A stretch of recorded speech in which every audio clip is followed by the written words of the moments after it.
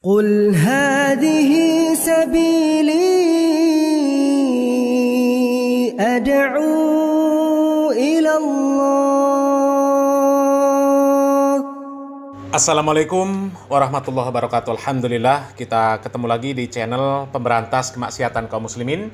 Dan seperti biasa, sebelum kita masuk ke pembahasan, kami ingatkan untuk kaum muslimin yang belum subscribe ke channel ini, silakan subscribe untuk mendapatkan notifikasi ketika ada video-video yang terbaru yang kita upload di channel ini. Dan untuk yang sudah subscribe, kami ucapkan jazakumullahu khairan katsira.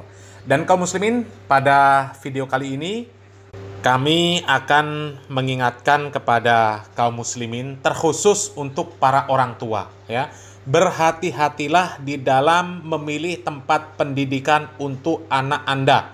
Jangan sampai anak-anak Anda seperti anak-anak yang ada di video yang akan kita tampilkan ini kaum muslimin, ya. Coba kita simak bagaimana anak-anak ini yang katanya mereka ini adalah anak pondok pesantren, ya. Kita simak videonya.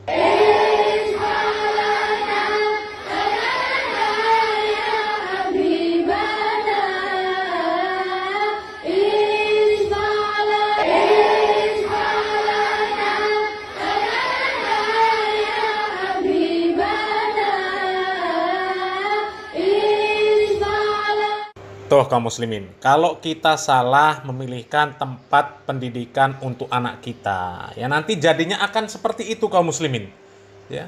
Dengan gurunya ngalap barokah sampai bekas telapak kakinya, ya, gurunya melangkah, bekas telapak kakinya dicium-cium, ya.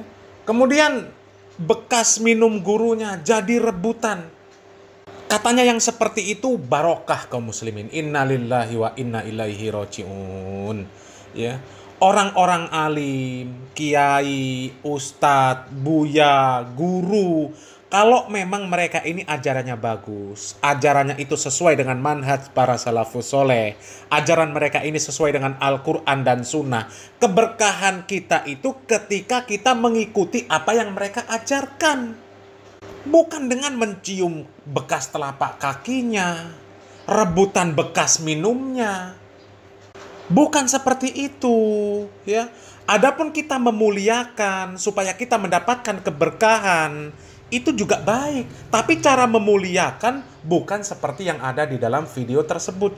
Kalau di dalam video tersebut itu namanya bukan lagi memuliakan, tapi itu namanya hulu. Ya, itu namanya hulu, berlebihan dengan orang-orang yang dianggap soleh, sehingga bekas telapak kakinya melangkah dicium-cium, ya, bekas minumnya menjadi rebutan. Itu namanya sudah bukan mencari berkah lagi, ya, itu namanya sudah hulu. Dan perbuatan hulu ini Rasulullah SAW melarang kaum muslimin, ya. Di dalam hadis yang diriwayatkan oleh Al-Imam Ahmad rahimahullah, Al-Imam An-Nasai, Imam Ibnu Majah, Imam Ibnu Huzaimah dan lain sebagainya, Rasulullah SAW mengatakan, iyyakum wal ghuluwa fid din, fa innama ahlaka man kana qablakum al ghulu fid din.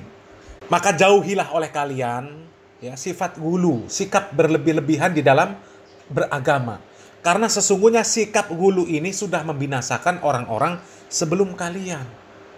Kita ini memuliakan guru harus, memuliakan orang alim wajib, tapi caranya tidak sampai hulu seperti itu. Kalau sampai cium-cium bekas telapak kaki, ya, gurunya habis jalan, bekas telapak kakinya jadi rebutan dicium-cium, itu bukan lagi sifat memuliakan gurunya, itu sudah hulu, ya. Tidak ada keberkahan di bekas telapak kaki, itu nggak ada kaum muslimin. Ya, keberkahan di bekas telapak kaki, keberkahan di bekas minum, nggak ada, ya, nggak ada. Keberkahan yang ada pada anggota tubuhnya itu hanyalah Nabi Muhammad SAW kaum muslimin. Selain Nabi Muhammad SAW nggak ada, nggak ada. Coba lihat, ya, setelah Nabi Muhammad SAW meninggal dunia, adakah sahabat yang kemudian bertabaruk, ya, berebutan bekas minum dari sahabat, ya, Abu Bakar As-Siddiq, Umar bin Khattab, ya, Utsman bin Affan, Ali bin Abi Thalib? Ada? Gak ada kaum muslimin. Gak ada, apalagi sampai bekas telapak kakinya para khulafaur rasyidin kemudian dicium-cium menjadi rebutan, bekas minum mereka, bekas makan mereka menjadi rebutan. Nggak ada kaum muslimin. Jadi kalau sampai salah pilih tempat pendidikan untuk anak kaum muslimin, berbahaya. Ya. Bahkan ada yang lebih parah lagi kaum muslimin dari video yang sudah kita tampilkan tadi kaum muslimin ya. Coba kita simak video yang satu ini kaum muslimin. Ini lebih parah dari video yang pertama kaum muslimin. Rendahkanlah suara kami untuk kedua orang tua kami. Rendahkan pula ucapan kami di hadapan guru-guru kami. Lunakkan emosi kami. Lembutkan hati kami. Ya Allah, berikanlah guru-guru kami balasan yang sebaik-baik balasan atas didikan mereka. Berikanlah mereka pahala yang tiada terkira. Berikanlah mereka surga di akhirat kelak. Ya Allah,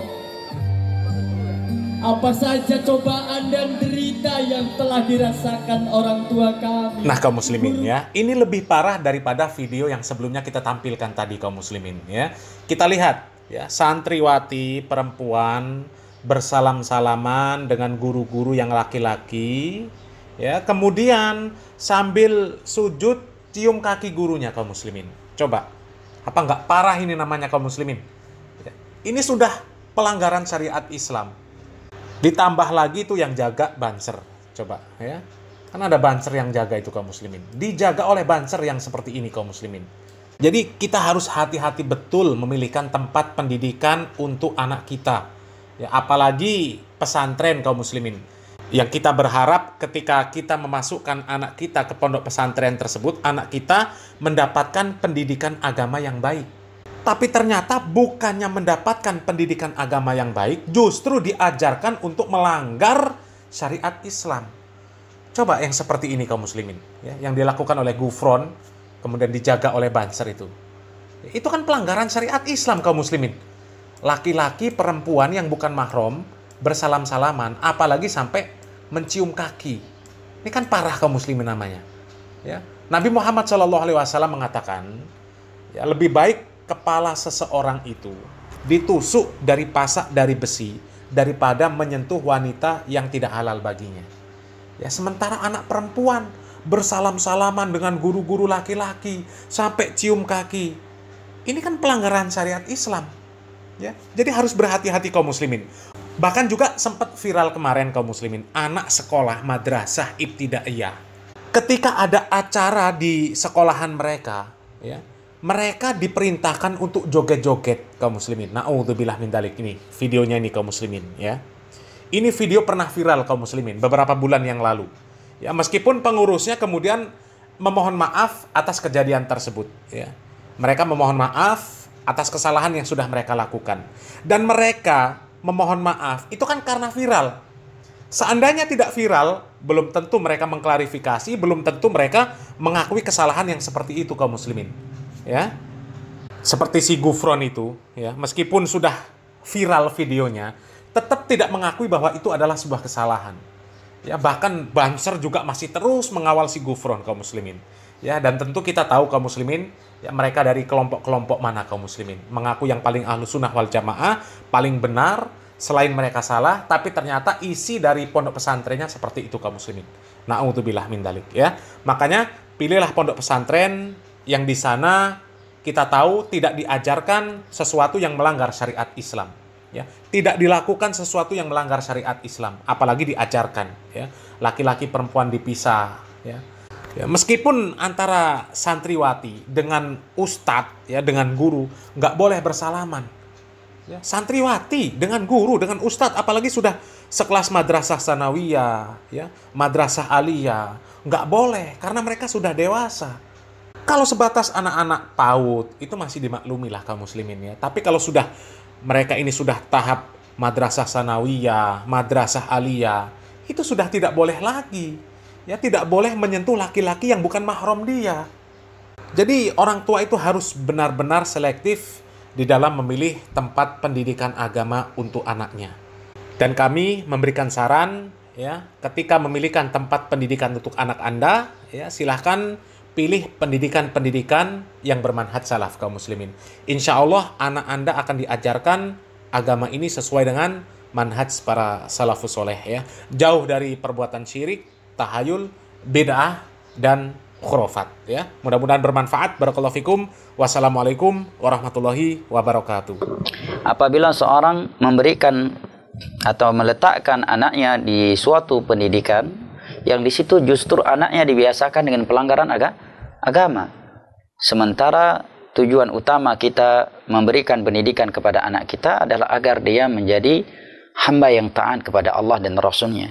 Hamba yang memahami ya, jalan-jalan yang dapat mengantarkan ia ke surga Allah Jalla wa'ala dan menyelamatkan ia dari neraka Allah Jalla wa'ala dan mengamalkannya.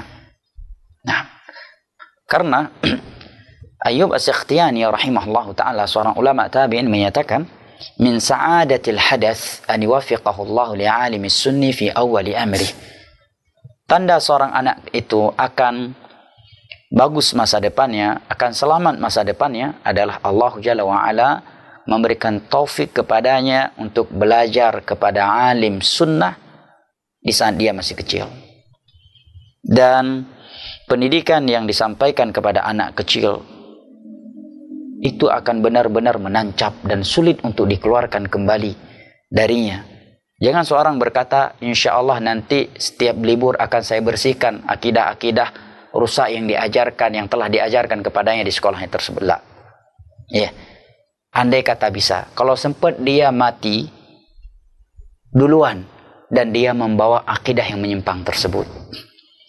Sedangkan Al-Imam Syafi'i saja menyatakan, aku mati membawa seluruh dosa maksiat selain syirik, selain dosa yang membatalkan Islam, yaitu syirik, itu lebih baik daripada aku mati membawa penyimpangan filsafat di kepalaku.